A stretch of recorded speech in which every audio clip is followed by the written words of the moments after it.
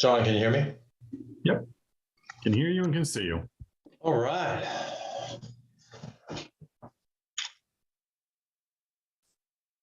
We're going to see if we can get a quorum tonight. Yes. I know 3, potentially 4 not here. Are there more that I'm not aware of? Is Elise able to participate, or is she? Ooh, that would be 4. And then Jane, if she can't get her computer working, would be 5, and then we wouldn't get a quorum. Okay.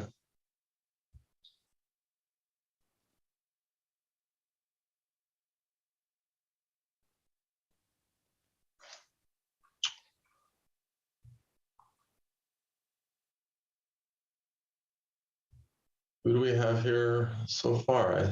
Matthew. Hello, Matthew. You and Hi, I are Stephanie. here. You and Matthew are the only board members. Okay. So Rick, can you hear me?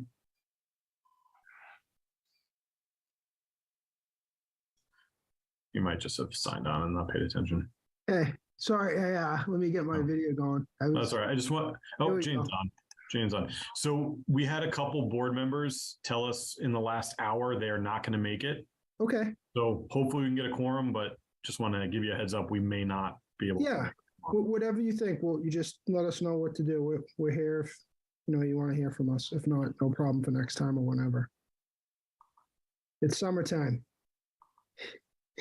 Yeah, these were kind of last minute notices though, so Okay. makes it a little difficult. Absolutely.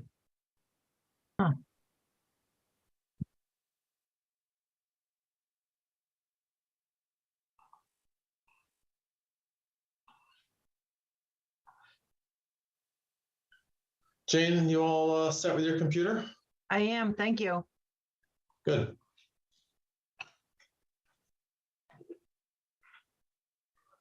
I am using a new computer as well, so it's funny, the laptops these days don't have nearly as many ports on them. So and my docking station, my little hub was not working properly, but interesting, I figured out that I had 2 different power supplies. One of them has more capacity, and it takes the higher capacity one to operate everything. So that was my lesson learned, which is why I couldn't get it to work before.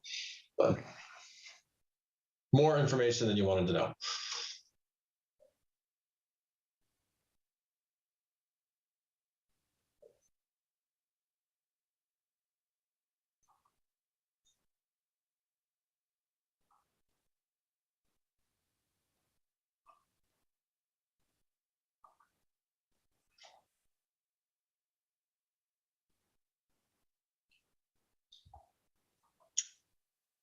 All right, so looks like we've got a quorum.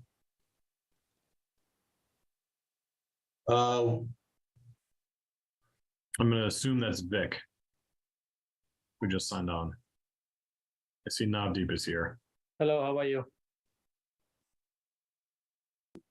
Navdeep, it says that you're Yep, muted, it's yet we me. still heard you. Huh? It says you're muted, but yeah, we can still hear you. Oh, I took off the mute. Oh, there you go. So I see Vic, Matthew, Jane, myself. And Navdeep. Dynasty Models is Navdeep. Oh, Dynasty Models. Oh, hi. Hey, Navdeep. Navdeep, is there any way to change your name there on the screen so that Okay. Wait, I can do it, yeah, Navdeep. hold on, my daughter can help. Can you help? All right. Yeah, okay, Huh? it's helpful Okay. I'll try. for I'll do the it. public as well. All right, we have a quorum. Bob, are we on? Yes. All right, well, good evening, everyone. This is Gary Trenzel. Nice to be back. I hereby call our July 24th, 2023 meeting to order. Pursuant to Chapter 2 of the Acts of 2023, this meeting will be conducted via remote means in accordance with applicable law. This means that members of the public body, as well as members of the public, may access the meeting via virtual means. Participants may access the meeting through the remote meeting link as posted on the meeting agenda and through the town's online calendar. When required by law or allowed by the chair, persons wishing to provide public comment or otherwise participate in the meeting may do so by raising their hand or otherwise signaling their intent to speak. The meeting will be recorded. Please take care to mute your microphone unless you have been recognized by the chair. We will now confirm attendance of members. Please respond with present if you are on the call. Jane Moran, Present. Matthew Ronca, Present. Vikaseth Prati, Yes. Navdeep Arora, Present. and Gary Trendle. I am here as well. So that is our 5 for this evening. Let me just pull up our meeting packet here. So we have, I think, hopefully what will be a useful discussion for those of us that could attend from Dan McIntyre, the Permanent Building Committee. The 28 Lumber Street has requested a continuance, so we'll go ahead and vote on that. Sounds like we are going to have an opening introduction on 188 and 190 Fruit Street. And then we'll talk a little bit about the amended regulations for our zoning, our 2 of our zoning changes that were approved at town meeting. So that's our agenda for tonight. Let's go ahead and start it off with discussion on Permanent Building Committee. And I see Dan is on, and Dan's got slides. Hopefully everyone had a chance to take a look at those beforehand. Would you like me to bring those up, or? Yes, if you can, that'd be great. Okay, Ken. If you could enable the sharing, I can do it. Should be all set now. Perfect. All right. Well, Dan, thank you for joining us this evening, and I apologize that it is a light crew by planning board standards, but we've still got 5. So hopefully, why don't you go ahead and tell us a little bit about why you are before us, and you can walk us through your background, and All right. you can take it from here. Well, I appreciate being put on the agenda. I think getting some input from the planning board is an important step on our process. As you may know, the Permanent Building Committee is working on a facility study on how to best address town needs using the available town properties.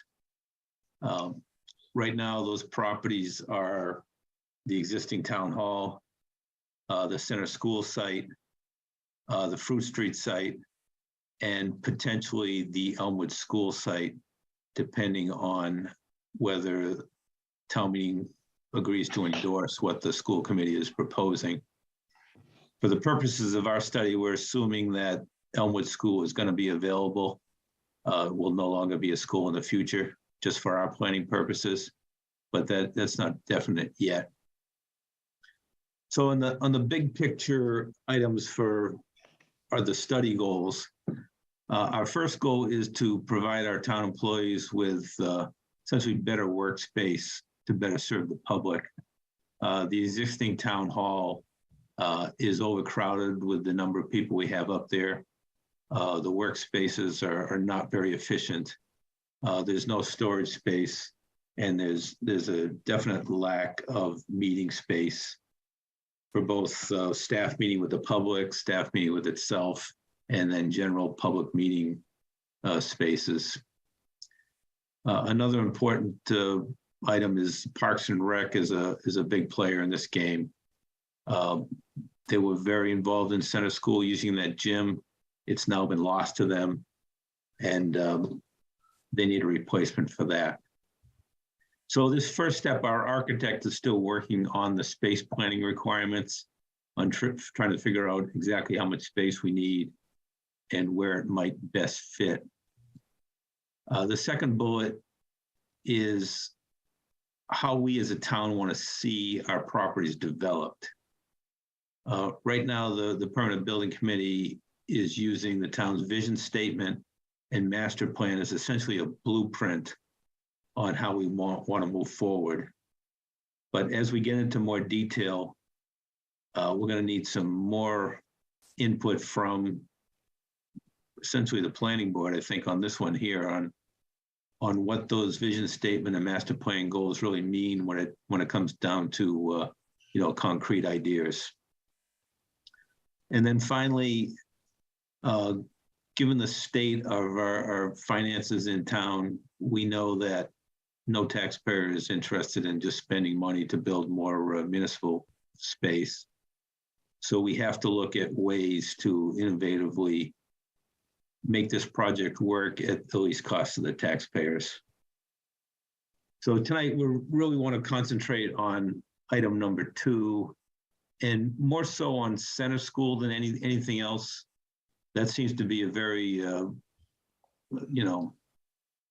big goal of the town, is to develop this downtown area and use Center School to its best of its ability.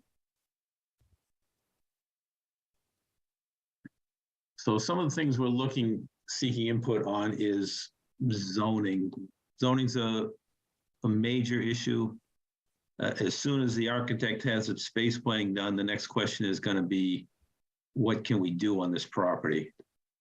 Under the current zoning at Center School, we can build a municipal building, or we can build essentially single-family homes.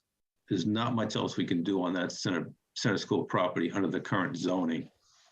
So if we want to improve the downtown, invigorate the whole business atmosphere downtown, we're going to have to do some sort of zoning change on that property.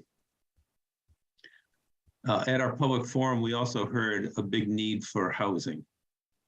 The big ones would be senior housing, affordable housing, and subsidized housing. The concern was that at our current pace, we are just pushing seniors out of town because it's so expensive to live here, and it's making it difficult for even young families to move into town, given the high cost of market rate housing. So we want to get input on how our town properties could be used to further our housing goals. Commercial use of the downtown Center School property also came up. That's also expressed quite nicely in the vision statement as well. But we need to get some concrete ideas on what we want to see there. What we heard back from our public forum, I don't think the neighbors are, against commercial uses, but they are cautious about what those uses might be. We certainly don't want to devalue their properties or diminish their way of life that they currently experience in their homes. But we do want to try to enhance the downtown revitalization. And as I mentioned, the zoning processes, what can we do to rezone Center School, maybe even Town Hall and possibly Elmwood, to further enhance our vision statement? We know we've been hearing that you're talking about the MBTA community zoning. We're not really sure what that is and what that can do for the downtown. So we wanted to try to get some feedback on that. And then finally, the big issues that are, no, not the big issues, but the big scenarios that are rising to the top right now are either abandon Town Hall and build a new facility at Center School, which would leave the existing Town Hall open for future uses, commercial, residential, whatever we think best fits. That's one option. A second option is to move Town Hall out of the downtown area over to a new facility at Elmwood, which would leave both Center School and Town Hall open for other uses.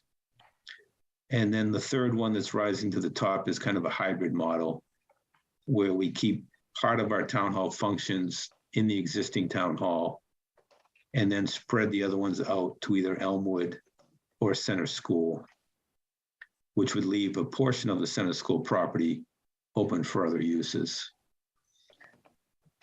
So with that as background, I just kind of want to hear some thoughts from the planning board on rezoning the downtown area and what uses might be best for the downtown area. If you have some ideas. So, thank you, Dan. And I know how much work you and the committee and the Center School Reuse Committee have put into this. I just want to preface it by saying clearly there's no obvious answer here. There's no easy one because you would have already come to that conclusion. I also think this is one of those things that if you ask 5 people, you're going to get 5 different responses or priorities. So, and I think this isn't something that as a planning board we have aligned on. So I'm not in a position to try to sort of consolidate planning board perspective into one, but I also we understand Okay. that. We don't expect to get real great direction from unanimous planning board. We also know that whatever happens on these properties is going to be coming before you to review under site plan as well. So we understand that. But just in kind of big picture, big vision ideas is what we're looking for. When we met with the Chamber of Commerce, their ideas were, restaurants came out as a big idea. They're looking at uses that can be considered gathering spaces where we can attract people to the downtown so they can use some of our other businesses there. So we're kind of looking at those big picture ideas. Cultural Arts thought that, if we make this kind of an arts community, maybe some art studios or those type of things, bookstores came up as a potential option. So we're looking kind of those big picture ideas. Yeah, thank you. So, what we can do here is we can just kind of go around the virtual table. I think it might be worth kind of compartmentalizing this, and maybe we'll talk about a few themes, each one at a time, because I think that might be a little bit better than all of us just kind of going through all this stuff at once. Does that make sense? Yeah, if you don't mind, if we could start on the MBTA community zoning aspect. I know you're looking at putting the downtown in that. What impact that might have on what we're planning is kind of a big question for the architects. Yeah. So I'm gonna lean on John here a little bit because we haven't talked a lot. I know there's a lot of work that's been going on behind the scenes on what we might do here. John, do you want to give us a quick update as to current thinking with regards to MBTA community zoning? And I realize there's a lot of people that might not be familiar with this, but I know it's complicated. I think all of us on the call have a sense as to what it is, and certainly there's a lot of information out there. So I don't think we need to explain, kind of holistically what it is. But why don't you tell us a little bit about the current thought process from Town Hall on MBTA community zoning? Sure. So we've got preliminary areas identified, Center School being one of them. We need to have 50 acres zoned as MBTA communities in town in order to comply. Since we're an adjacent community, those 50 acres can be fragmented across town. They don't need to be within half a mile of the train line. Or the station, I should say. So we do have some flexibility there. And that's why Center School and actually Elmwood School have been identified as preliminary areas that we're going to bring before the town to approve as part of the district. What this would do for Center School is allow for 15 units of housing by right. 15 units per acre. Correct. Sorry, 15 units per acre by right. Yeah, more than 15 units. It does not provide for mixed use. It does not provide for commercial or retail. It's just for housing. And the inclusionary zoning bylaw that we passed at town meeting was passed in part because MBTA communities requires no permits in order to do these developments. So they wouldn't have to, they're not required to get special permits for anything. They're not required to go through as rigorous a site plan review process as other projects. There's limited scope in terms of site plan. So the way that our inclusionary housing bylaw was written before, it required a special permit for every single unit. Now the special permit is only required if you're locating the units off-site or a payment in lieu. So affordable housing itself is by right. Therefore, any MBTA community development would need to include affordable housing at our level at 10%. So that's where MBTA communities plays a role in this, but if you're trying to get the most flexibility out of this site, MBTA communities isn't the answer.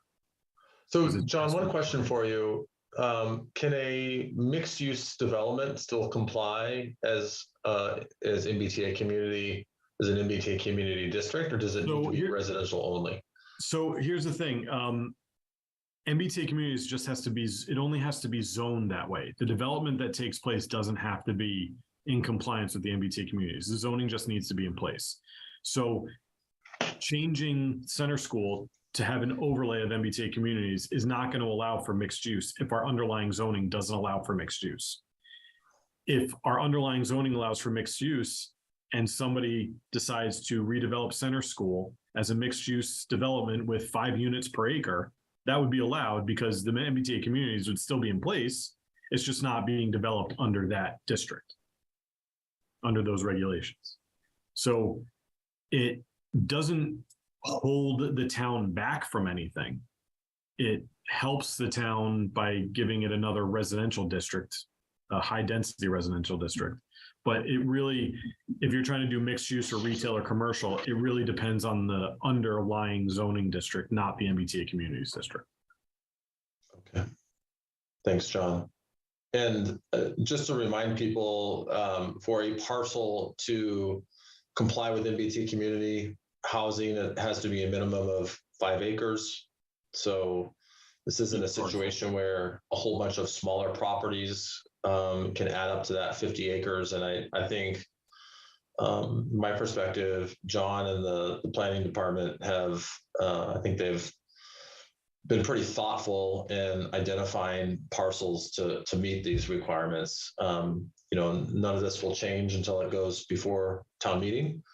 And I'm quite confident there'll be a lot of debate around this, but Dan, to your question, the recommendation of the planning department is going to include both Center School and Elmwood School to allow for this.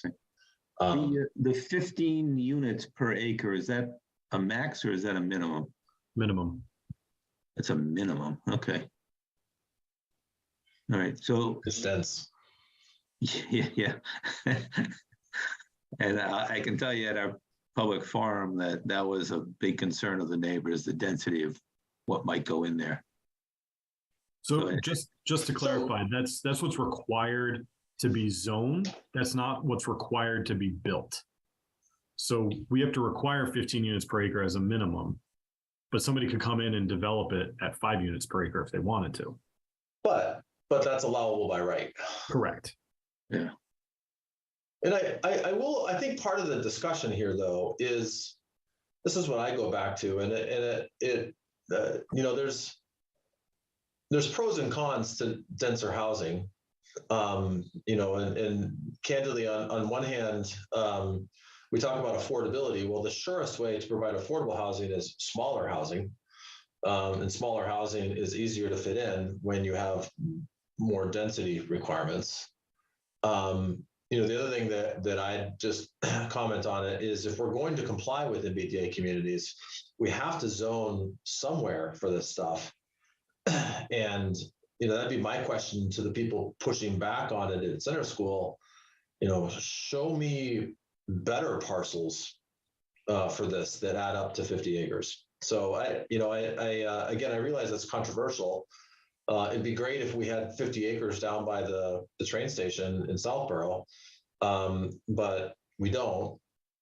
We've got to, piece this together with some different parcels. And I'd actually argue that downtown is the place if we're going to build dense housing to put it. So that's just my perspective. Well, I think we would agree with that, Gary, that we need to get more people who live in the downtown area. The concern is the density of the housing is one concern. I think we can handle that though, if we decide to move forward with any sort of housing development at Center School, it's going to be through, an RFP process to a developer, and we can set our requirements for housing density in that. So that's one way to handle the density and the concerns of the neighbors. What we're more concerned with is the lack of any commercial space on that property. As you can see, the map I put up, you can kind of see the downtown zoning district in that kind of purpley mauve color. And you can kind of see the size of the Center School property and its location. We think that's kind of a prime location for commercial development, or allow something there, even if it's not new commercial development, but maybe some of our existing businesses might want to move to a location that has more parking. Yeah. Like some of our restaurants or the Muffin House or something like that. So could really thrive if we give them an opportunity.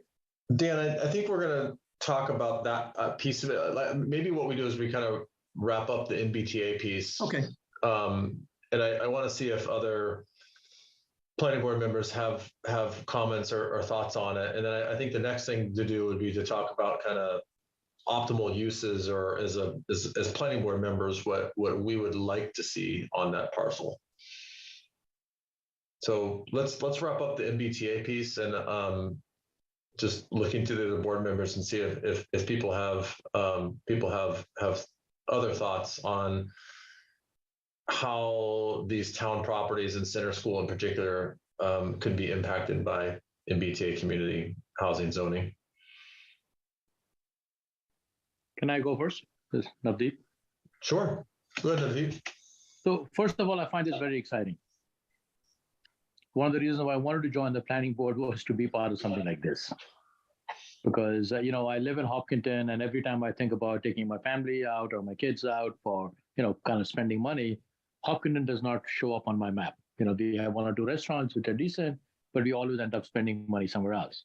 So I think if you have, Navdeep, sorry, I'm going to pause for a second because we're trying to kind of compartmentalize this to talk about the MBTA community housing piece to it. So I think we'll talk more about sort of in general potential uses for the properties, but I want to close out the MBTA piece to it before we move on to what we'd like to see potentially at the Center School property. Okay. Do you have any thoughts specifically on the MBTA community housing initiative? That also I think is a very positive thing, because it's very difficult to buy a house in Hopkinton. So if you can come up with housing that more people can move in and it's affordable, I think it's a very, very good thing for the town. Thank you. And we'll get to the other topic in a moment. I know we all have probably lots more to say on that front, but Jane, Vic, Matthew, any other? Matthew's got his hand raised. Go ahead. So Matthew. I had a quick question. Jane's been raising her hand ahead of time. Oh, sure. Sorry, go ahead, Jane. So I had a quick question about the acreage of Center School property. How many acres is it, Dan? It's about 11 acres total, about 6 acres on the fronting on Ash Street. Mhm. And then we got 5 acres that is a landlocked parcel. Okay. The two are separated by an Eversource right-of-way that they own. Okay, so as far as the MBTA 50-acre piece, if this were not included, it probably wouldn't make that much of an impact as far as needing this 50 other acres for the total downtown area, or would it? Well, it's 11 acres. I Yeah, think I Elmwood suppose every- School is about 19. Every acre counts, right? Yeah. Okay, thank you. Yeah, we don't have a 50-acre parcel to No, accommodate this. well, that helps. Yeah. So Matthew, go ahead. thank you. Yeah. So some of the questions along the line of Jane, but also just looking at the map and looking at where the walkable areas of our town are and where we would put dense housing. This does seem like one of the more walkable areas, and so that does have in its favor for the MBTA community. But it also goes to talk about, I think, the later questions about how do we increase the business district and make it more complete and more available to people in that area. That's my thought. Thanks, Matthew. Vic? Yes, well, this is good. So what I was more looking at is that what are the other parcels we identified apart from the Central Street, Central School? If this is not entered, was there an alternative which was identified? I was just going through that. Do we know? So, John, do you want to go ahead and just share the other parcels and, to the conversation earlier, 11 acres on Center School, another 19 in Elmwood. What are the other parcels? Yeah, the other parcels are 2 parcels, including the Carboni's property up by the train station. Let me just pull up the thing. And then a portion of the industrial district near 495.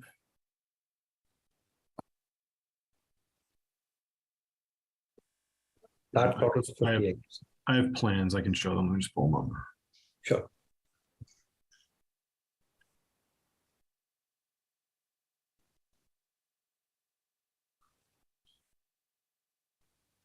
Jane?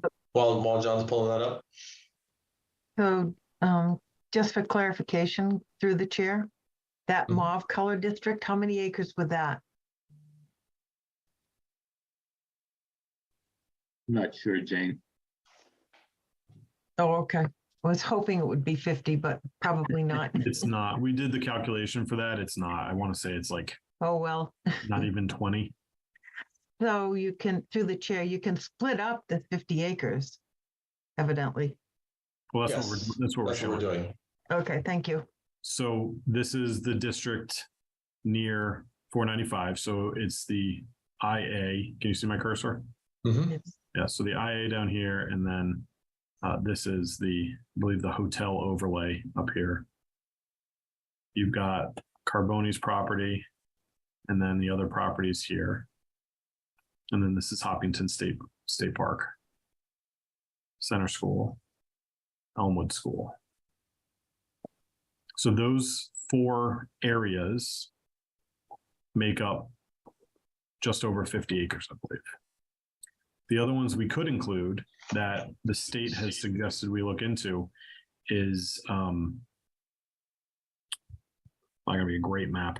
Over here, the Windsor at Hopkinton property, include that because it's already a multifamily development. So any future development on that would be just an increase from what's already there. And it's not like they're gonna tear that down anytime soon to build a few more units per acre. So we could, if there's some flexibility. If there's certain areas that people don't want, if they don't want to include the industrial districts because that would limit our industrial ability or industrial development ability, then we could always add this in. We would just need to do the calculation to make sure that we're staying above the 50 acres. Okay, thanks, John. And again, I think part of what I want to stay focused on here is where does denser housing best fit in Hopkinton? I know we're going to have more discussions, and I think some of this probably extends beyond what the intent is today with the permanent building committee, but that's certainly helpful to see that perspective in some of those properties. So thank you, John. So let's move on to the next piece of this, which was what we'd like to see the Center School property. And Navdeep, I know it sounds like you have some impassioned thoughts on that. So let's go ahead and start with you. So right now, I mean, this is more for residential, right? You also commercial, you said. This could be just purely residential, or could part of that also be commercial? No, I think what they're looking for is input on other potential uses beyond just residential. Right now it's zoned for residential, so they could build that now. But Right. again, the question is what, at a high level, what potential uses would the planning board like to see there? Right. I mean, some of the obvious ones that come to mind would be like a restaurant area. It also could be one of the thoughts could be that you could have a, let's call it a common kitchen, where you could have a revolving restaurant every month. So it could be a restaurant that's owned / managed. And I'm not thought through the logistics of who owns it, but it could be 1 month it's a Chinese restaurant, 1 month it's an Indian restaurant, 1 month it's a Lebanese restaurant. So give people the options of moving. I've seen a lot of them in New York and Miami, which is where people go to try different things every month. So instead of, a Chinese restaurant owner having a lease for 10 years, he gets to use it for a month or so, and then go on to the next one. And it could also be a space where, 1 month of the year, you could have cooking classes, or the high school runs it for a year. So,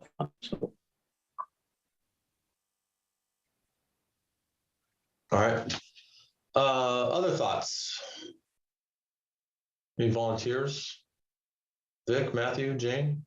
Hey Gary, Vic here, no, Vikas is here. So I would prefer to have some kind of recreational activities, as moving that what Dan was mentioning about to the town hall. So I have one centralized and also parks and recreations. That's I think I still prefer to that, turning towards it for the Settle School, if not MBTA. All right, thanks, Vic. Matthew? The thing that keeps coming to mind is how do we is growing the business along Main Street, right? We've got a lot of things going all the way down to Wood Street, but especially from Pleasant up until the Green. But there's still a lot more to make it walkable for the people and available there. I think this business commercial makes the most sense to me, just in terms of what I think makes the most sense. And it sounds like making it available to restaurants and other walkable locations to extend the power of draw of Main Street makes sense. Thanks, Matthew. Jane? Yeah, to follow up on my three precedent from before, it sounds to me, I'm hearing like a rezoning for an overlay district that could include an area for restaurants. It could include senior citizen housing in there. And it also could include the hybrid use for the town hall to move some of their offices and storage space over to the old part of the historical building there. All right, thanks, Jane. So Dan, my thoughts, I kind of split the parcel into two different categories. The street facing portion of it on the common, I think that is such prime real estate, and I'd love for that to be an anchor of some kind for the community. And I maybe I care a little bit less about what exactly it is. There's certainly things that I'd love to see a restaurant. I'd love to see a little, bed and breakfast inn, a coffee shop, or galleries. Like there's lots of things that I could envision, but overall, I'd love it for it to be something that the community can really rally around, and that a broad cross section of the community would benefit from. And so to me, that says retail, commercial, restaurant in some capacity, not housing, not offices or municipal space, because I think it's too good of a spot to focus on really a handful of people being able to use it. As you move back on the property, I probably think a little bit more functionally about how can we best use the space. as you think about things like town hall or, community space, meeting space, that sort of thing, I mean, I don't think that needs to be, have the frontage on the common. And I think it's just I think that there's a potential for housing there in some capacity, and we all know lack of senior housing, just in general, lack of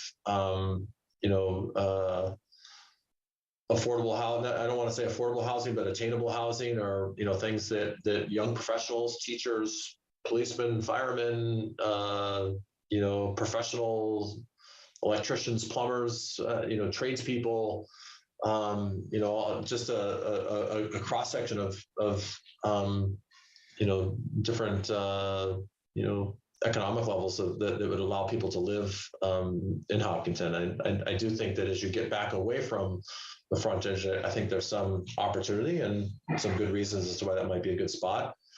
The last piece that I'll throw out there is I think that back parcel is a little bit harder to access, a little bit more challenging to deal with. But again, in the spirit of a community asset in some capacity, I'd love to see something that can be used by a lot of people. And just as an example, one thing that comes to mind for me would be, like a little mountain bike park, something that, I think for a parcel of that size could enable a lot of people to be using it simultaneously while still conserving and saving trees and woods and whatnot. So, I realize there's, and to me, I think the best use of it is some type of hybrid option that enables a broad cross section of the community to benefit from it. Okay, I think those are all. Everyone had some good points there, and I agree. It's hard to pin down exactly the specific uses. I think most of the comments we're getting is to keep it flexible.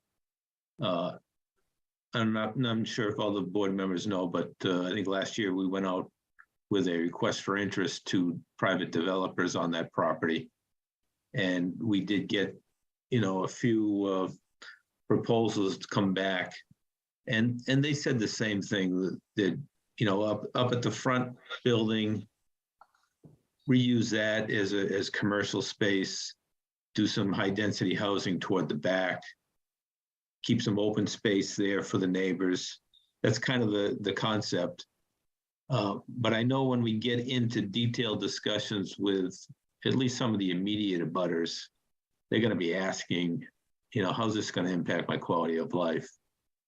So maybe there's some uses that we definitely don't want there, that we might want to exclude or put under a special permit, or however you can control things under zoning, but keep it as flexible for the kind of the benign uses that we've just been talking about.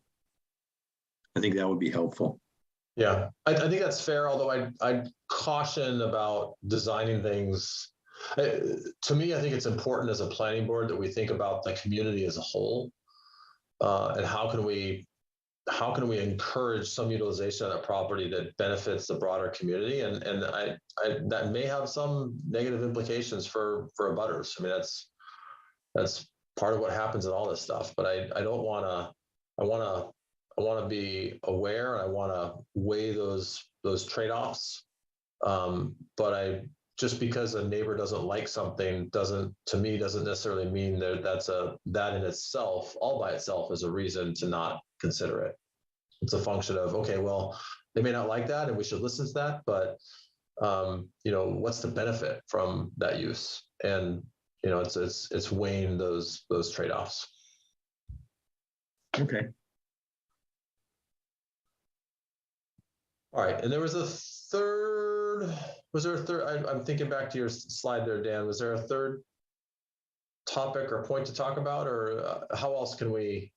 How about just, housing in general, the senior housing, affordable housing, subsidized housing. I know we've got part of the Fruit Street master plan set aside for affordable housing. Is it time to kind of pull the trigger on that and do something there? or not. I don't know. We're thinking in terms of kind of financial right now, and ways to bring in money into the town to do what we want to do with the downtown, but not, drive people out with higher taxes. With taxes are going to go up, I'm sure, but we try to minimize them. I'll jump in to generate cash. I'll jump in on this one first. I think we heard at town meeting that people are concerned about affordable and attainable housing. I mean, they're concerned about their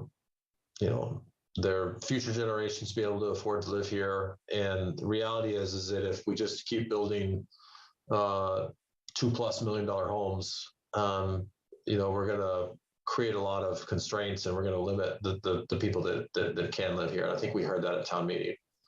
Where I'm cautious is, affordable housing works well when it's mixed in with a broader housing base.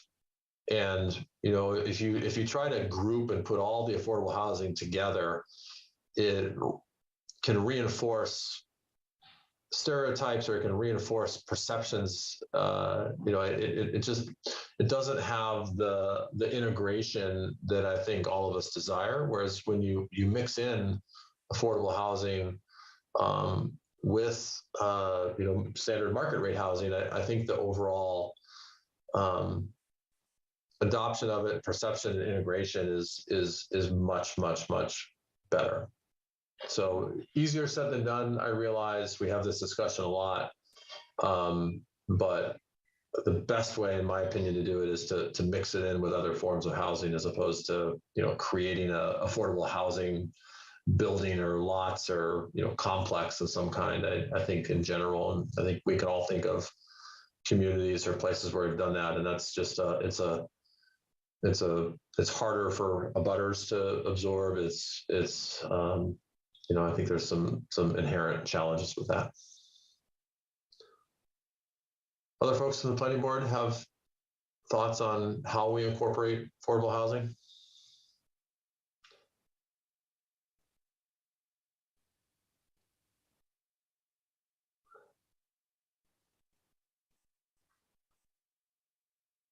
Well, I agree with Gary. you, Gary.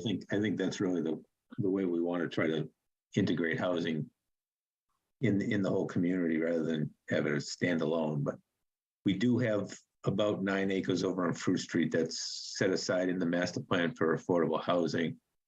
So if we want to go in a different direction, that frees up, some property over there for other uses that might be more important to us.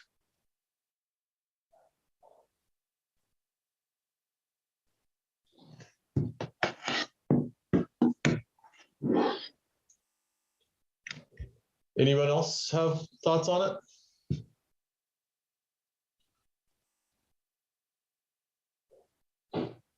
I see a hand up. You can see a hand up. I can't see a hand up.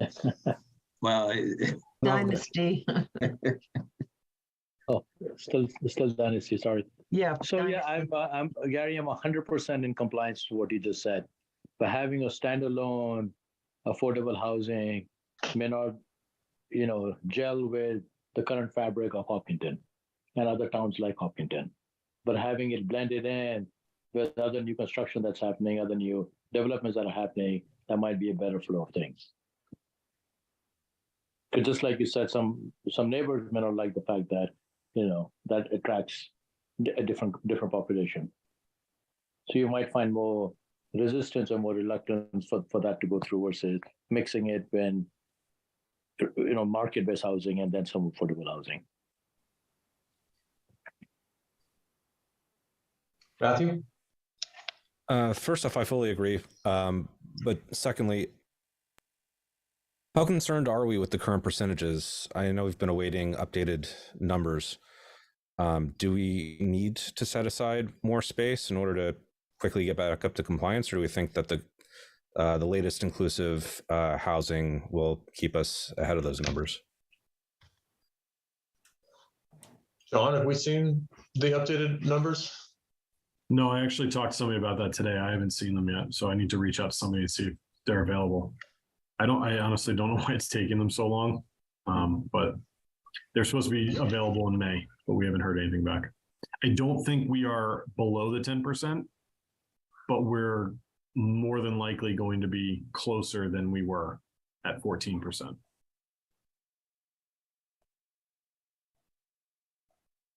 Okay. Thanks, John. Any other thoughts in general about affordable housing?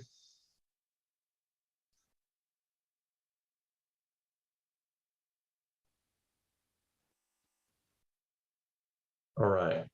Well, I think we're at about time for this. Dan, any final questions or thoughts from your end?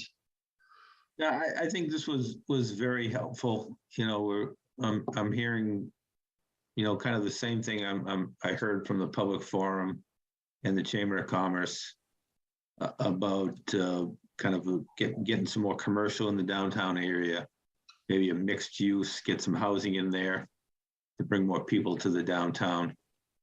So I think this is very good. Our next steps, once the architects have their space planning figured out, we'll have some kind of generic site plans of Elmwood and Center School and the existing town hall to come back and show the public and show the board.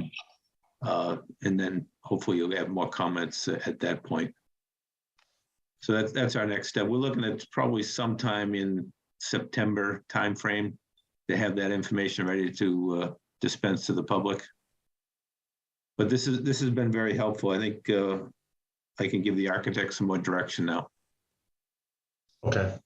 Thank you, Dan. Appreciate you engaging with us. And I know you're getting a lot of input from different directions, so appreciate all your work. And you know, if there's anything else we can do, please let us know. I think this is a topic that we are happy to put on our agenda anytime.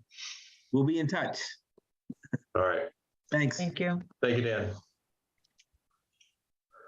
All right. We'll save the minutes for the end. We've got a couple of continued public hearings. But first on Lumber Street, let's go ahead and I'll entertain a motion to continue the public hearing for 28 Lumber Street to September 11th, 2023. So moved. moved. Second. And assuming no further discussion, we'll go ahead and take a vote on that. Jane?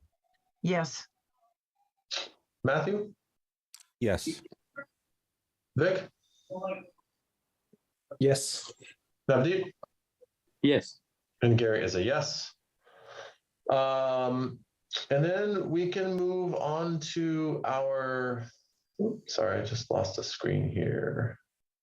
Gary Vick here. A quick question on this. Yes. I remember in the packet which John has sent, John, you can correct me that for this Lumber Street, I, Navdeep, and Mike are not, we cannot vote because we were not there as a part of the initial briefings. Is that right? John? Yes, so you can vote to continue the hearing. You can't vote on the approval. Got it. Thank you. That's all. Good question, though, Vic. I appreciate you asking. Just clarifying. And it's a reminder that we've got to make sure we've got everyone else here when they do come back on September 11th. Yep. Okay. All right. Let's go ahead and move on to 188 and 190 Fruit Street. And I believe, Richard, are you going to be speaking to this? Hey, everybody. Good evening. Nick and I will handle it. Nick Schooley's on from VHB as our civil consultant for the project. Great. And I, you know, as you know, we have a agenda or a checklist of sorts that we use for this sort of thing.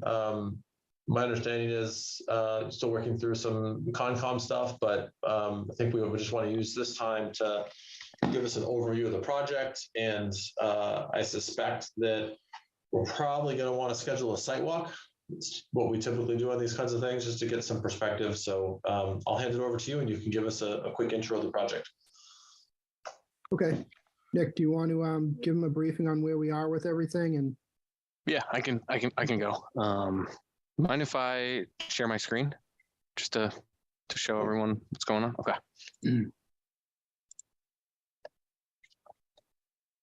So good evening, everyone. Nick Scully at VHB, the civil engineer for the project. So there's actually two lots, 188 and 190 Fruit Street, just north of the existing golf course, kind of in this shaded area here. As far as where we are, we initially had some talks with the town, and this was going a number of years back, submitted an ANRAD, and then we recently, over the last few months, submitted our notice of intent with the Conservation Commission. We've been as part of that process, we've been working with a couple of the peer review consultants. So there was a LEC who was doing the environmental, and Beta who's doing the stormwater for both this permit and the notice of intent. So we've had 2 comment letters from them. About a week or so ago, we responded to the second one, and I think hopefully have sort of worked through everything. And I think we're in pretty good shape there. We're just waiting for their updated response to that, and hopefully a final go ahead. We've been through 3 hearings with Conservation Commission, and there's a site walk scheduled for next week with those guys as well. Hopefully, if that, have that site walk, and then hopefully we get something back from Beta, and they'll be able to vote on the upcoming meeting. Nick, when is sorry to interrupt, when is the sidewalk scheduled? Because we might be able to combine it with the planning board, and that'll just save you guys an extra walking tour. I believe it's the 2nd, Rick, August 2nd. Or the That would be a Wednesday. Maybe it might be the 1st. Yeah, It's at 3. Yeah, it's at 3 p.m. on a August weekday. 1st. Tuesday, August 1st, 3 p.m. Yeah, wouldn't work for us. Yeah, they said they were mostly retired or not working in the summer, so that was their date. But happy to schedule whatever works around your guys' time. Okay, keep going. We'll get to that in a moment, but maybe there might be some opportunity to be efficient. Yep, we received a comment from the Board of Health. This did go through, and there were approvals for septic again a number of years ago. Now that things have changed slightly, we resubmitted those plans recently, so that the septic for each lot is being reviewed right now, and we have gone back and forth with the fire department as part of the notice of intent process as well, just because of where the buffer zones and whatnot are. So Nick, sorry, just to take a step back. What do you want to do on these lots? So we are looking at, it's 2 lots, single family residential on each of those lots. So 188 is on the left side of the screen, and we're showing a single family residential house on that lot, and then the same thing, single family house on the 190 lot. Okay, 2 single family homes. Correct. Okay. And there was this did go through conservation a while back. With those hearings, we've actually pulled this out of the 50-foot no disturb zone, and a good amount out of the buffer zone, and have changed things around while working with conservation. So I think now that we've worked through that, we wanted to submit the stormwater permit, and we will also be submitting that earthwork removal permit in the next couple days. So we will be coming back in front of the board for that as well. Okay. We just weren't sure. So from a status perspective, you've got approvals from Concom? We do not. We have to do the site walk, but we've been through a number of hearings with them and hopefully flushed out a bunch of the issues. Okay. And then you're before us for stormwater, and you will be before us for earth removal. Correct. And we're waiting for Board of Health review as well. That has been submitted, and we're waiting on that. Any comments back from those guys? So this is a pretty steep site, as is the rest of the properties along this sort of face. It's probably easier to just look at the grading plan, so I'll go to that.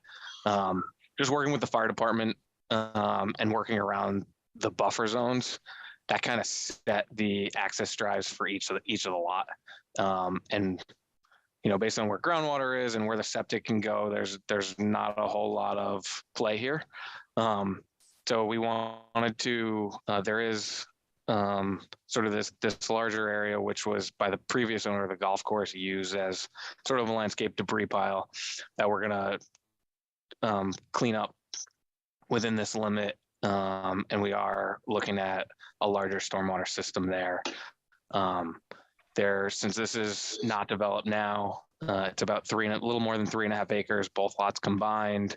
The total increase in impervious area is about 1,500 square feet for both lots combined. But with the stormwater systems, we're proposing a surface basin and a couple small subsurface systems on the 188 lot.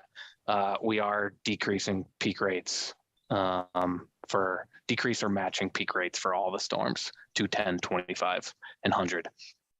This does discharge to an outstanding resource water, so we are meeting the stormwater standards for 1-inch water quality volume as well, and TSS removal. And with the infiltration, we'll get the phosphorus as well. So that's kind of an overview.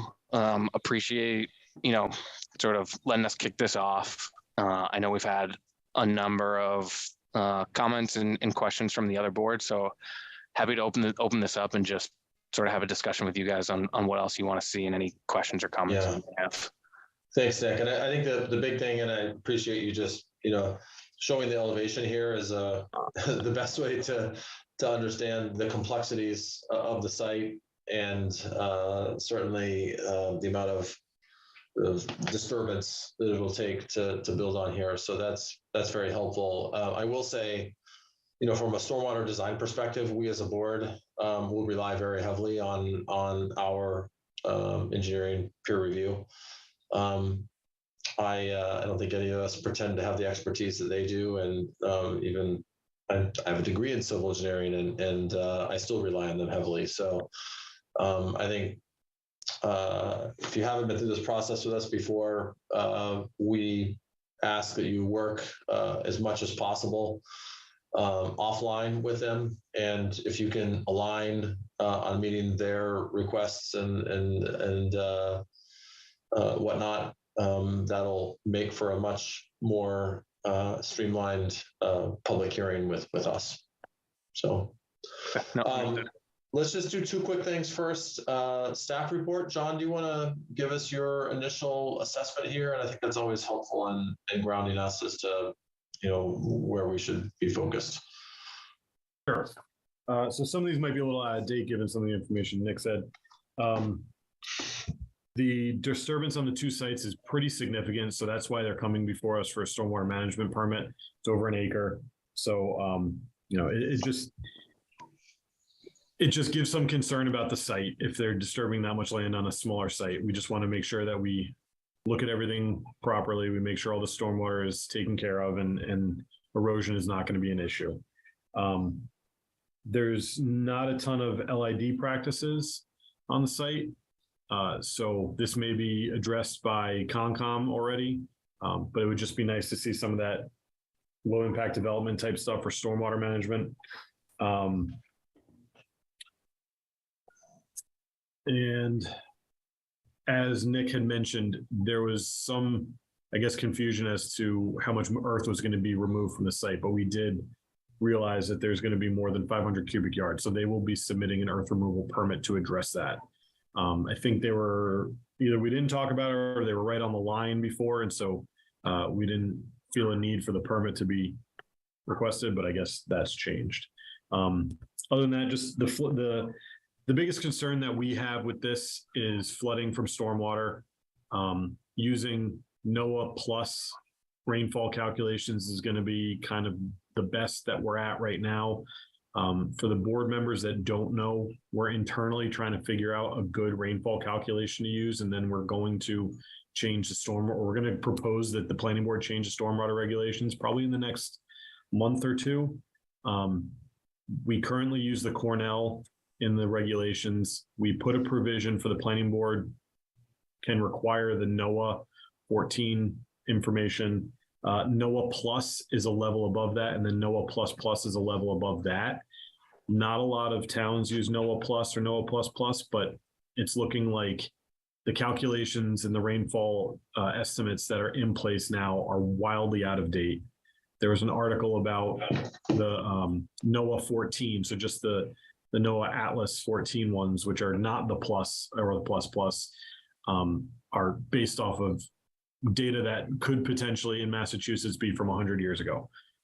So they have not kept up. And so that's just a concern internally with if we are putting in infrastructure that's already going to be undersized when it goes in, that's just going to cause problems in the future. So we just strongly encourage doing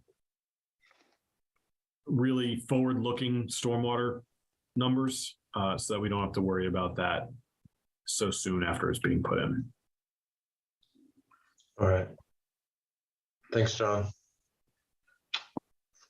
All right, so I think the next thing, site walk.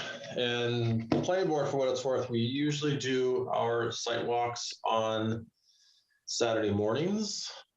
And I guess as we look at the cadence here, I guess we'll start with the applicant. Do you have a preference this Saturday, next Saturday?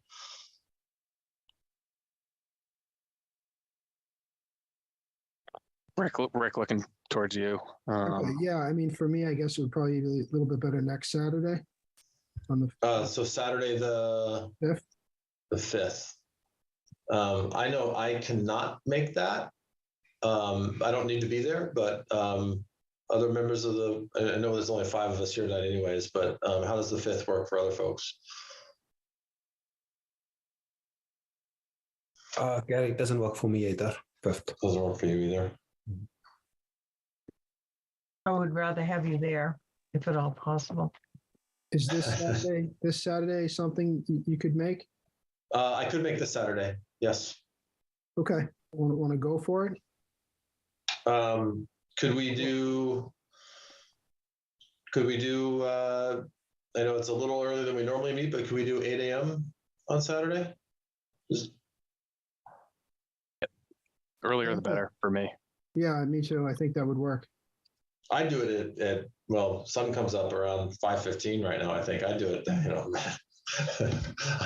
I'm not the norm there. All right. So 8 a.m. Saturday? Make it. You cannot make it, Jane? No, I'm sorry. No. Is it the time or the date? It's a date. Okay. Navdeep, Vic, Matthew? I believe I can make that at either 5:15 or 8 a.m. on Saturday. I think I can make it up 8 a.m. Should be Okay. Let's plan on 8 a.m. This Saturday. Okay. All right. And parking, is there any place in particular? I mean, I know the street over there is mostly doesn't get a lot of traffic right now with the Fruit Street Bridge under construction, but any recommendations as to where we should park? You know, there is a path along Fruit Street, and with all the construction, like you say, it hasn't been too crazy that you can pull over to the side of the road. Other than that, up on the golf course, but then you have to walk further around. But you're more than welcome to park up in the parking lot there. Let's just we'll if we all park on the same side of the street, should be okay. Okay. So let's plan on that. Okay. So then we'll hold off on anything further there. But we do need to vote on continuing the public hearing. And the decision. And the decision, thank you, John. So is this one that our next meeting would be August 7th? Does that work for you, Richard Yes, that works. and Nick? Yep. Okay. Works for me. And then, so John, then the decision would be continued to August 14th?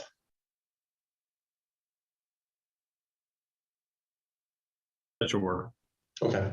All right. So I'll entertain a motion to continue the hearing to August 7th, 2023, and the decision to August 14th, 2023. So moved. Second. All right. Assuming no further discussion, Jane, how do you vote? Yes. Matthew? Yes. Vic? Yes. Navdeep? Yes. And Gary is a yes as well. So thanks, Nick. Thanks, Richard. We will see you on Saturday, 8 a.m. Thank you, everyone. See you there. Thank you, everybody. Thank you, everyone. All right. What's next? Next on our agenda is our bylaw updates. So, John, looks like you've already unmuted. Through the chair. Oh, yes, Steph. We just have to open the public hearings. Oh, right. Thank you. I appreciate it. And on that reminder, I will entertain a motion.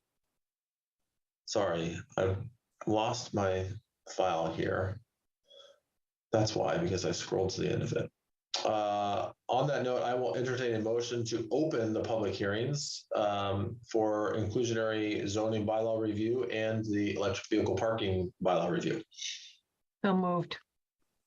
Second. And so we no further discussion. Jane, how do you vote? Yes. Matthew? Yes. Vic? Yes. Navdeep?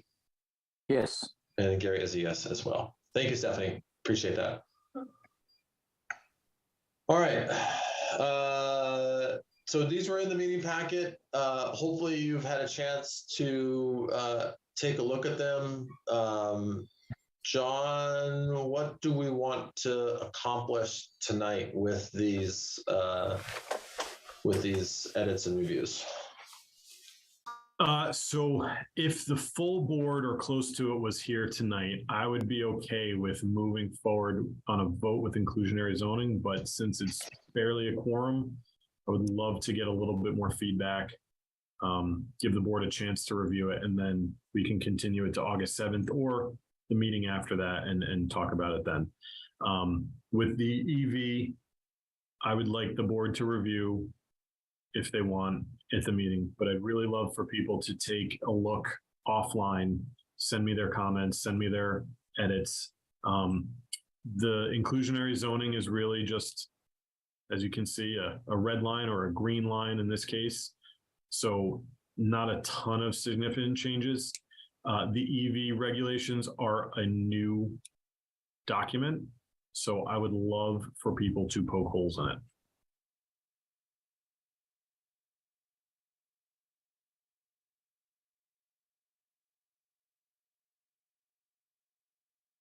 And Gary said he will be right back. All right, so I'll get started going through the inclusionary zoning. First page, nothing substantial, just changing the name of the district or the bylaw. It was flexible community development. Now we call it inclusionary zoning, just to clear it up. Same on the second page, just a name change in those two spots. On the third page, looks like we've just got name changes again. And here's where we're getting into some substantive changes. Does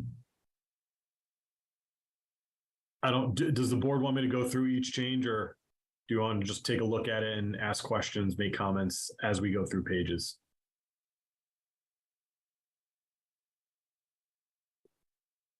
Yes, Matthew. Lack of chair. These are changes post the town meeting, or are these changes that were made? So maybe I should give a little explanation on that. So what was passed at town meeting is a bylaw that goes into the zoning bylaw. The planning board, since you all adjudicate the permits that go along with those bylaws, have to establish regulations So that's kind of like the technical details of what goes on. So, for example, for the EV charging, it requires the EV charging for a certain percentage of spaces. It requires all this. The regulations specify what constitutes an EV charging station. Type 3 versus type 2, or sorry, DCFC versus type 2 versus type 1.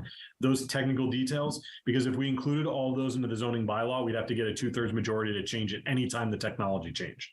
So basically, the bylaw puts into place the requirements generally. The regulations are the technical details that go in. It doesn't change how the bylaw is done. It just gives the technical details associated with it. Oh. And most of the word changes here, such as inclusionary zoning versus flexible communities, was basically to map it to what's being used at was it the state level or at least in other. Yeah, it's just a commonly accepted term for this type of zoning. Yeah. Thanks. Yep.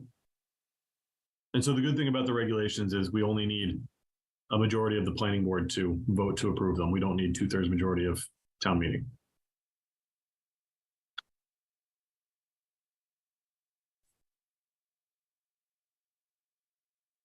So if there's no comments on this page, I will move to the next one.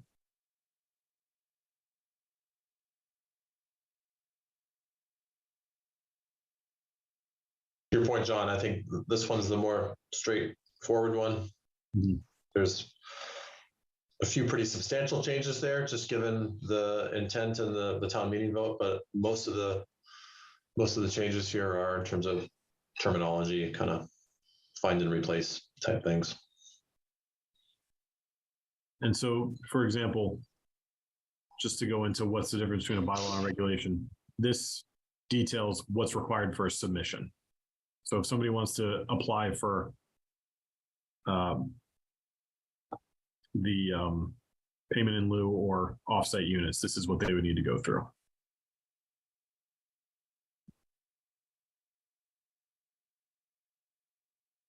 And then this really only has this change here.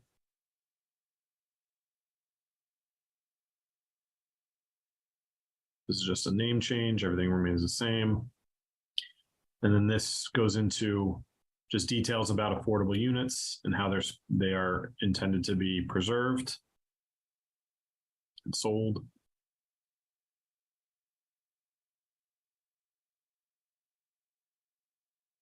And so, for example, this section H, fee in lieu of units, the Affordable Housing Trust Fund Board may be meeting soon. They were supposed to meet tonight, but we couldn't get a quorum to debate changing the formula for which the payment in lieu is calculated. So currently we use what's called the Local Initiative Program, or LIP formula. And that has given us very small payments. For example, the trails, I don't know how much they're selling units for at this point, but for every 10 units, they needed to provide an affordable unit. The zoning was changed to allow them to do a payment in lieu. I think their last payment was $244,000. So not enough to make a unit. So what some towns do is they get data that tells them the median sales price for a home in town over the last however long. Then they get the amount for an affordable unit and they subtract the affordable unit from the median sales price, and that difference is the payment in lieu. So it's effectively making up the difference of what a real unit would cost. So Affordable Housing Trust Fund Board is likely going to debate that and figure out if they're going to make a recommendation. And then it would be up to the planning board to change the regulations again to include that. So John, on that note, do we have any? I guess I'm curious how much urgency we have here. I know we also have a new subdivision coming down the pipeline that will test this in some capacity. But if I'm just wondering if your guidance is that we should go ahead and move forward with what we have now, and if the Affordable trust or affordable housing trust fund committee makes changes, then we can consider those or makes recommendations, then we can consider those at a later point in time. And do you have any recommendations of how we manage that, knowing that they're going to be evaluating that formula? If they were able to meet tonight and have a discussion about it, I would say maybe hold off, but they weren't able to meet tonight. I don't know when they're going to be able to meet next. And I would rather get this done and then amend it again. Okay. If we need to. Okay. That seems fine. And it's what they would be proposing would be amendments to one section. So it wouldn't be wouldn't be a substantially redundant effort for us to review that section at a separate point. So makes sense. Thank you. And the last page is just a name change again. So not a ton of changes in here. The real effort was this pertained to the by right units, the payment in lieu, and the offsite units. We've changed the bylaw now so that the by right units are actually by right. So this really pertains more to the offsite and the payments in lieu, because that's what we'll need planning board action. So not a ton of changes. But again, I'd prefer to wait to have a larger percentage of the board view this and have comments before we move on it, but that's up to the board to decide.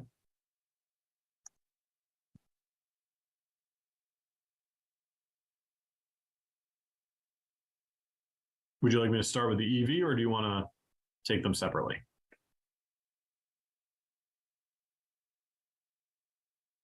You're muted. Sorry about that. I think to your point, my read through, I think all the changes make sense. I'm going to review it again. I don't know if other board members have thoughts or edits. I think if you do, I think it's great to share those now. If you need a little bit more time, that's okay. But I do want to emphasize that we do all need to go through this and make sure that we're comfortable with the language. Do folks have comments, edits, perspective? No, it looks fine. Looks good.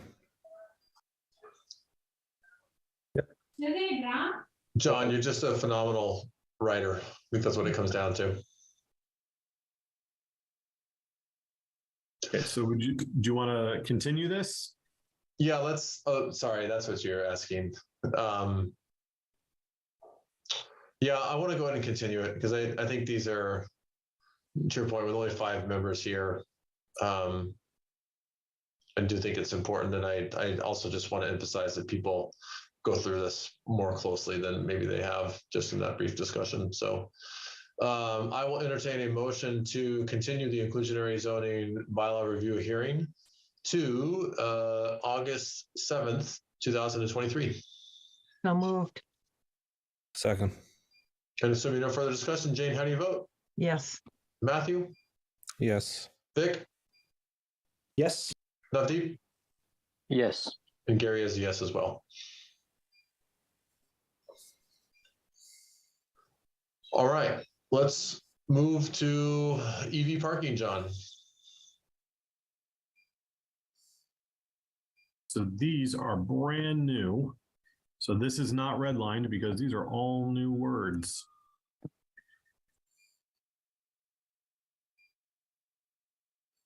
So I'll walk through page by page or section by section, realistically. So the authority and the purpose pulled from the bylaw just explains where the planning board derives its authority. It's from the zoning bylaws. Purpose is pulled almost directly from the bylaws. And then the definitions go through what each of these items are, and these are mentioned in the regulations, not necessarily mentioned in the bylaw. So a lot of them are, but not necessarily. The applicability establishes what would qualify to be permitted, or what would need to come before the board for permitting. And all of this stuff should be familiar because we talked about it during the hearing process for the bylaw changes. Waivers, so that it specifically allows the planning board to waive in certain situations and what findings need to be made.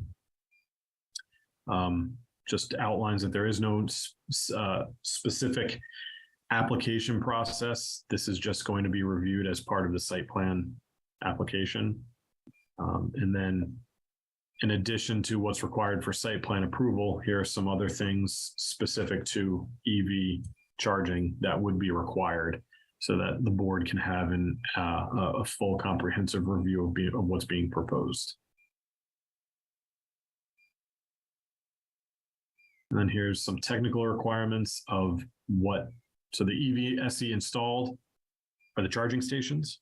EV Ready is basically the conduit and raceways and whatnot within the parking area. This goes into some technical specs. EV Ready is also some technical specs, and then always have a little thing at the end that allows them to be amended by the planning board. So my intent is to reach out to the electrical inspector at the town and have them take a look at this just to make sure that, because they'll probably be the ones reviewing any installations. So just to make sure that these all make sense, there's nothing missing, they know what they would be reviewing it against, and all that kind of stuff. So this, again, I'm not an electrical engineer. If any of you are even closer to being an electrical engineer than I am, please poke holes in this. Please point out where it doesn't make sense. Please point out missing information. Any better way to write it would be helpful. I will not take offense to any corrections. Hey, John, one question for you. And maybe the electrical inspector is sufficient, but would there be any value in having our peer-reviewed engineer look at this as well, or is that overkill or wrong area? Yeah, it may not hurt. I just don't know if they also have the expertise to do this. Okay, We and can I think certainly- to our conversation earlier, I mean, what we're trying to avoid here is passing a bylaw that's either going to have a different impact than what was intended, or is going to create some problems, or has something unreasonable, or some unintended consequence of it. And to your point, I don't think any of us are technical enough in this topic to necessarily be able to have that intuition to identify those things. And maybe the electrical inspector is sufficient. I just was thinking, what else could we do to make sure that what's put together here is not gonna, create unanticipated issues for us.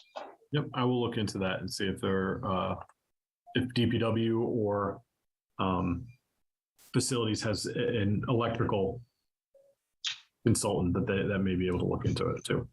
Yeah. Navdeep, you got your hand raised. Yep. I'm sorry, because I may have just joined the board, so I don't have the background of this. So the intent of this to have EV charging for what? For the new subdivisions that are coming out, or locations within the town, or? So this was from we had an article at town meeting this year. Okay. And the intent is oh gosh, I'm drawing a blank on when this applies, John. So site plan, sorry, Gary. Thank you. Site plan review, yes. So any application for site plan can trigger site plan review two ways: by altering parking areas or enlarging gross floor area of the building. This is triggered when anyone alters or creates a new parking area of 5 or more spaces. And then there's a formula in the bylaw for how many EV or EV ready spaces are going to be required for that change. So if you're building a new office building that's got 100 parking spaces, 10% of those spaces will need to be served by a EV charger, or 20% will need to be served by EV ready, which means the infrastructure, the conduit, power lines, raceways, all that kind of stuff is installed in the parking lot and basically capped at the spaces, so that in the future, should there be a demand for EV charging chargers, they can just install the chargers and not have to dig up the whole parking area to get the cords and the wires and all that kind of stuff installed.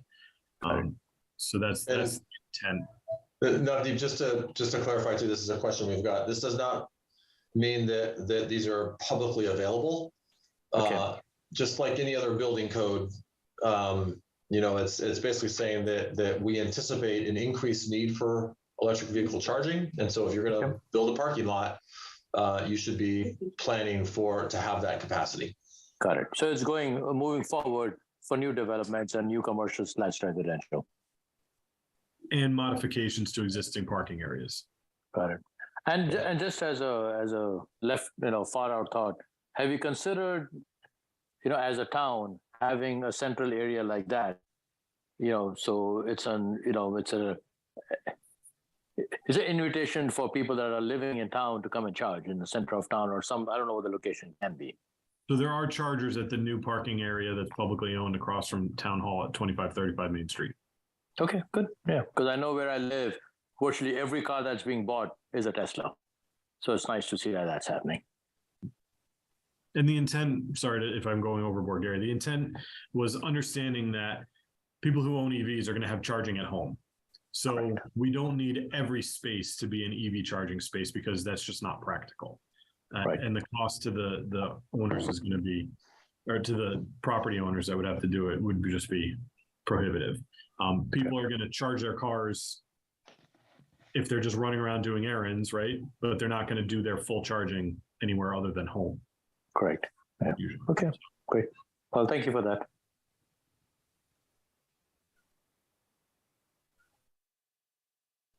All right. Any other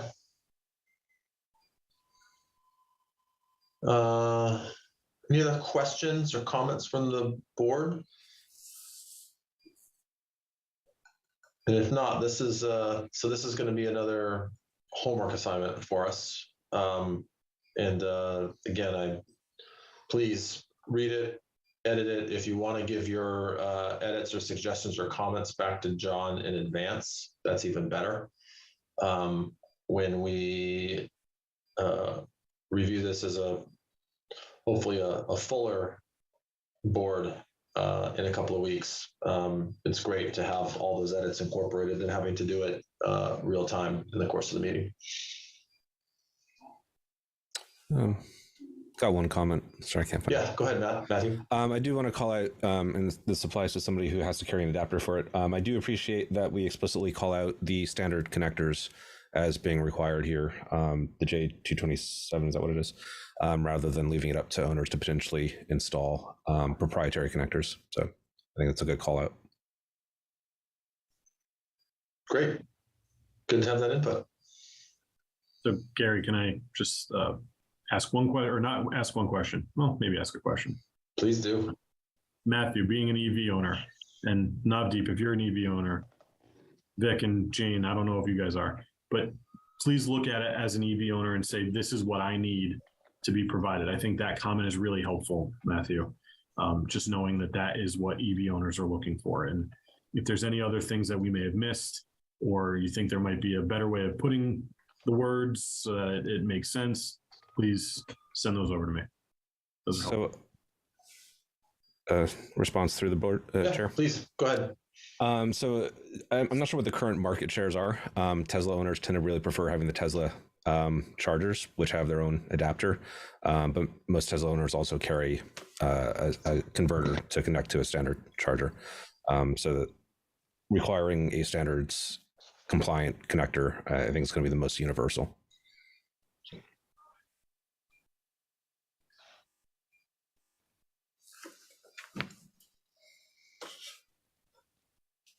Okay, thanks, Matthew. Navdeep, not sure if you're or anyone else that's these are public forums too. So if there's anyone from the public that has comments on it, you're welcome to raise your hand and we can accommodate you. But anyone else from a user perspective have anything to add? I'm not an EV owner, but all the reports that I read is everybody is now defaulting onto Tesla's chargers. Most of the EV, the GM, Fords, and all the Mercedes are all defaulting to the Tesla chargers. So it seems to be that's what the trend is moving forward, based on my opinion. I wouldn't say all of them yet, but Good amount, yes. yeah, the Tesla system works well, and certainly there seems to be some appetite to do that. But I think we've also seen changes. We've seen in the past. We've seen what seemed like some willingness to open up the Tesla network to other manufacturers, and then that's been repealed and back and forth. So I think time will tell. Yeah. Okay. All right. Well, if there's no further conversations, then I will entertain a motion to continue the hearing for electric vehicle parking proposed regulations to August 7th, 2023. So moved. Second. And assuming no further discussion, Jane, how do you vote? Yes. Matthew? Yes. Vic? Yes. Navdeep? Yes. And Gary is a yes as well. All right, the last item on our agenda tonight is minutes from June 26, 2023. Does anybody have any proposed modifications, changes? All right. So if that's the case, then I will entertain a motion to accept the meeting minutes from June 26, 2023. So moved. Second. Assuming no further discussion, Jane, how do you vote? Yes. Matthew? Yes. Vic? Yes. Navdeep? Yes. And Gary is a yes as well.